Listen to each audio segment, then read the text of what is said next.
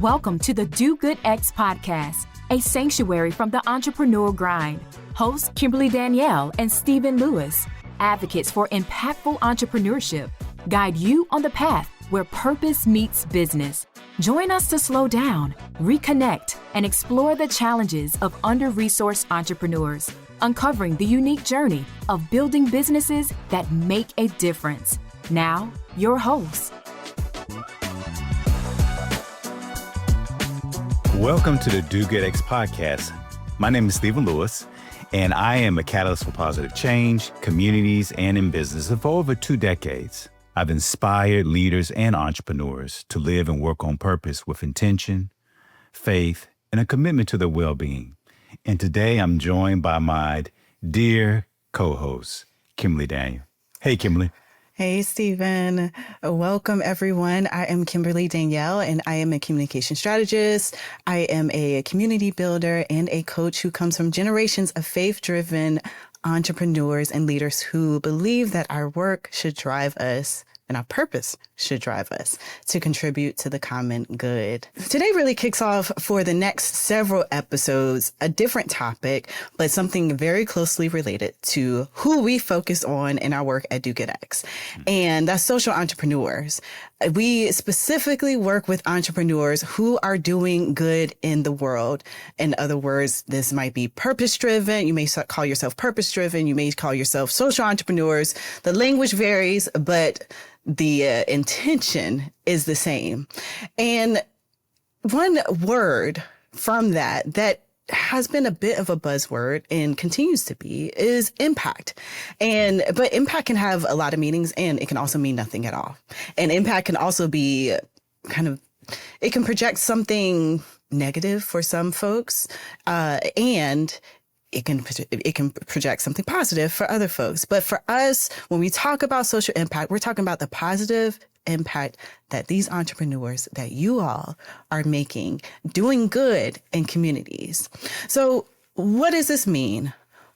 How are you in business doing good? How might you measure that impact specifically?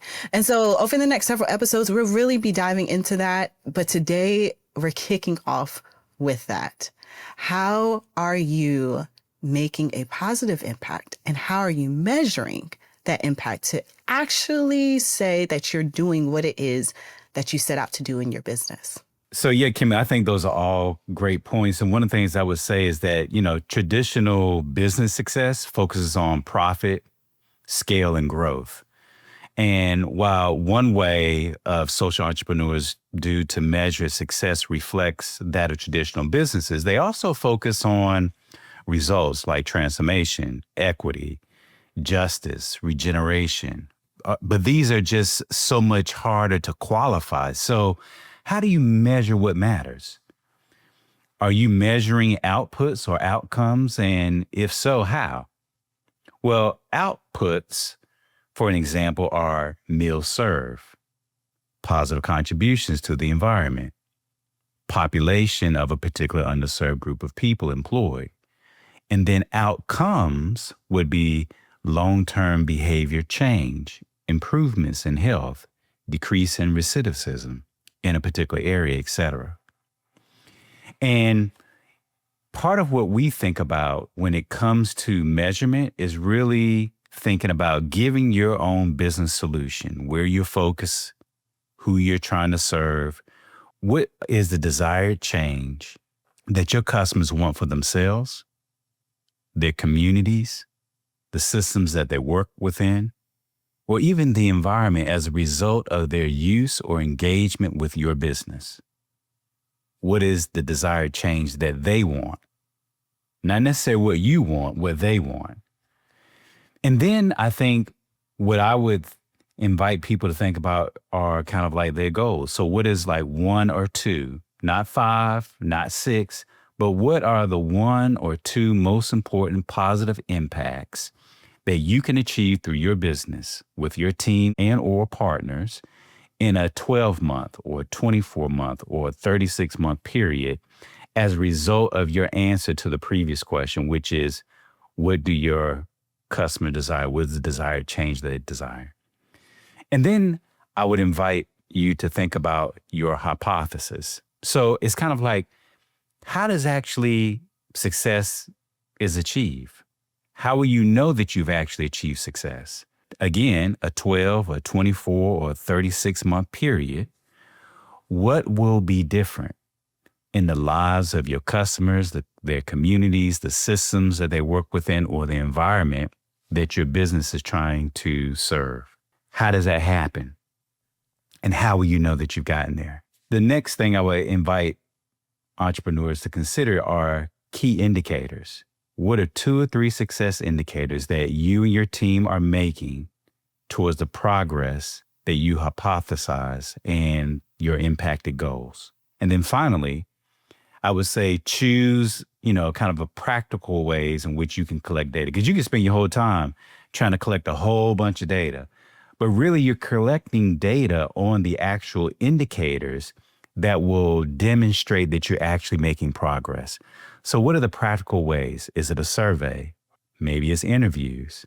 Maybe it's talking to your customers directly and finding out what's different as a result of using or engaging in your business solution. And so then I would invite you to think about these set of questions as you think about measurement that I've just named here. And then what I want to invite you is to consider 2 things. How do you know that your venture is making a difference? That's really what measurement is trying to get at. And then more importantly, what is really the social good footprint of your business? So you talk about the carbon footprint of your cars and the pollution. What is the social good footprint of your business venture? And I think to the extent that you can wrestle with those 2 questions, that can help you think more thoughtfully about measuring impact. That's really good, Stephen. I want to go back to just something you said earlier too, in just acknowledging for folks who are social entrepreneurs. Typically, when you're looking at impact, because of the nature of the work, you may be looking for more long term, like what is this going to look like, which may or may not outlive you, what your organization or business is able to do. So, but it is so important to get clear about what it is that you want to measure so that you have those indicators in place. You have ways of collecting the data or collecting the stories, whatever that qualitative or quantitative data might look like, to really support and reflect to others, and specifically to you and your team, that the work you're doing is making the difference that you intended for it to make.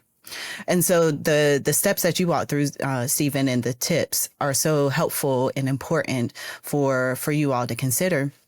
And I'll also say, Stephen, you kind of hit on this a little bit, talking about, when we're thinking about impact, it doesn't just need to come from your own head. It needs to come from the lived experiences, what people need, the problem that you're addressing for a particular community or a group of folks. And so the people that you are reaching with your work, are they helping you or involved in some type of way in defining what impact looks like? That might mean, you just doing your research. That might mean getting out and talking to people and understanding what it is their needs are so that you can determine the type of impact that needs to be made. And at the end of the day, impact is something that should be co-created and not imposed on a particular group to say, like, this is how I think you need to be supported. And so it's so important as values-driven individuals, as people who want to do good, to be mindful of that. And when you're looking at measuring the impact, asking the communities through those interviews that Stephen mentioned or surveys, what has changed, what feels different, what do you need now? Because maybe their needs change because you actually made a difference and you addressed or solved a problem that they once had, or it has evolved into something else. So, just consider that. Who is collecting data? How are you collecting data? Is it ethical in the way that you're collecting data?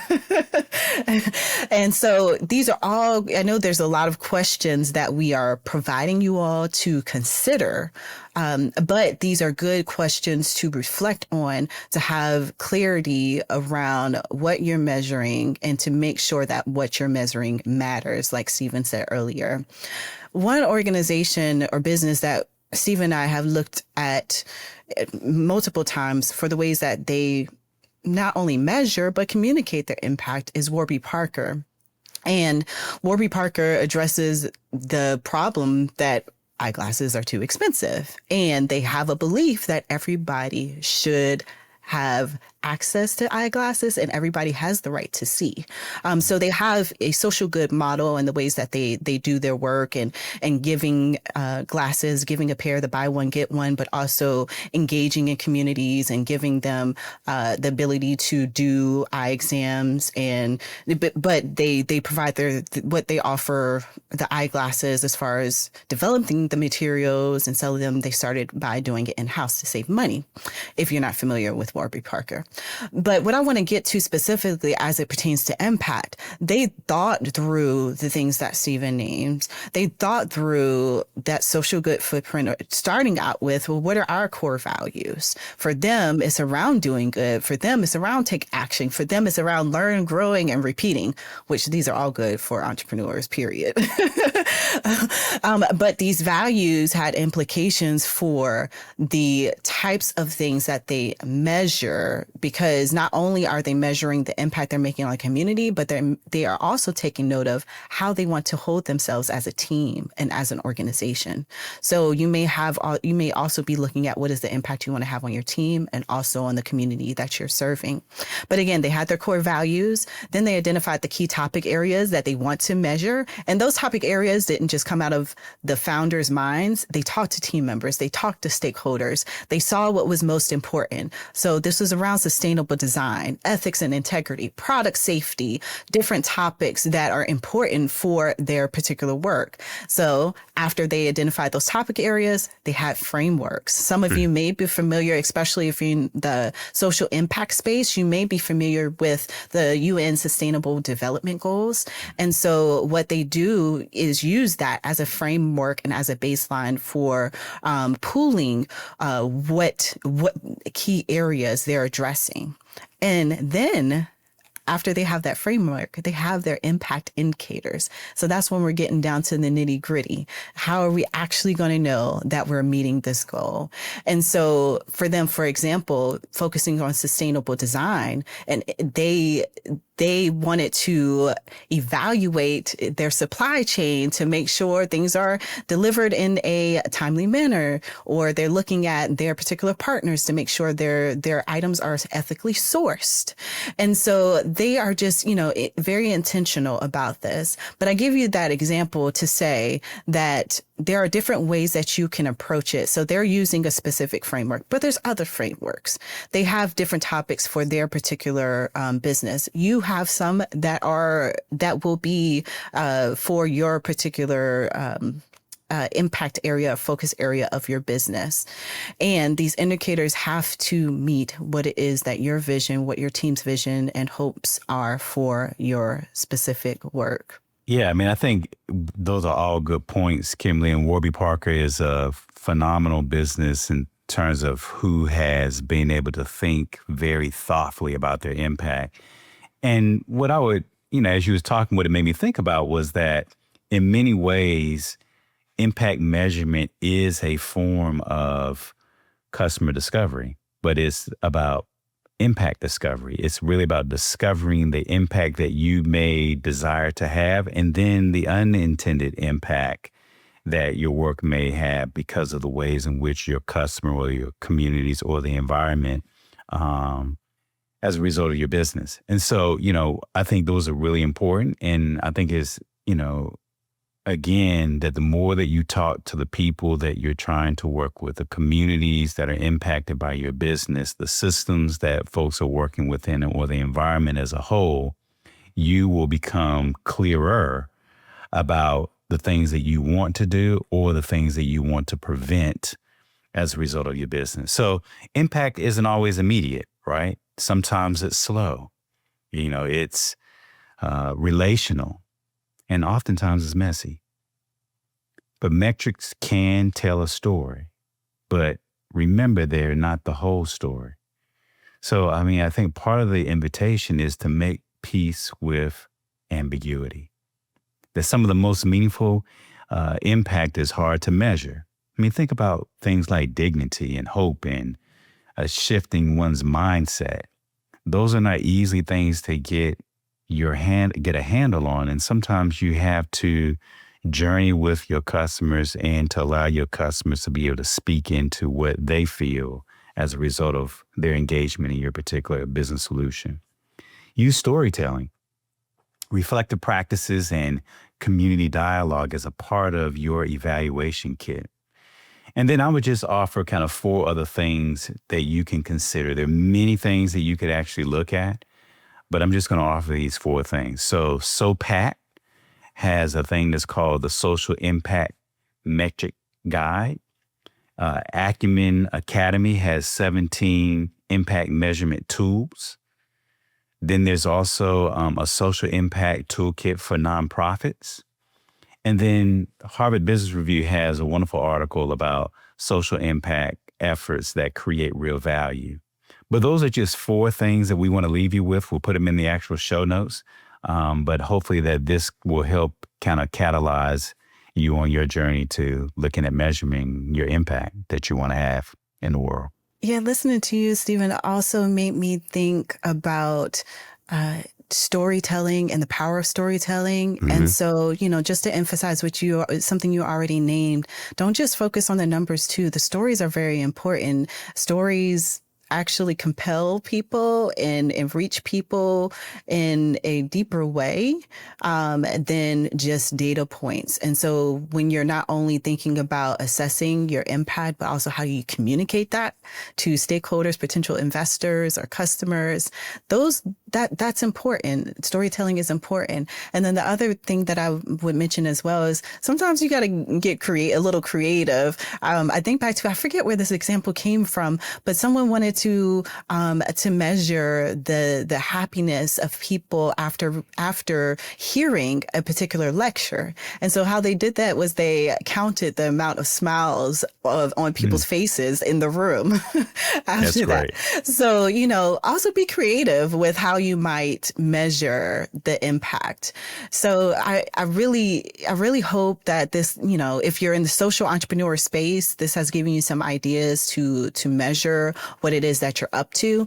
And remember that impact isn't just about doing good, particularly positive impact isn't just about doing good, but it's also about being accountable to the change that we say that we are creating, that we claim. And so it's a level of accountability as well. And if you are tuning in and if you are a purpose-driven founder wondering how to track the real effects of your work and who your business is actually serving, we are here for that deeper conversation. You can learn more and join our community at dogoodx.org. And we hope you stay tuned because this episode, like I said, is just the beginning. And some of the questions that we held and posed for you all, we might be addressing them in other episodes with some guests and experts in the field. So just continue to tune in. And until then, think about your impact, think about how you're going to measure it, and continue to do good. Thank you for listening to the Do Good X podcast. To continue the conversation or access our resources, visit www.dogoodx.org. Join us again for conversations that will nourish your soul, ignite your dreams, and empower you to build an impactful business, one intentional step at a time. Until then, keep striving, thriving, and doing good.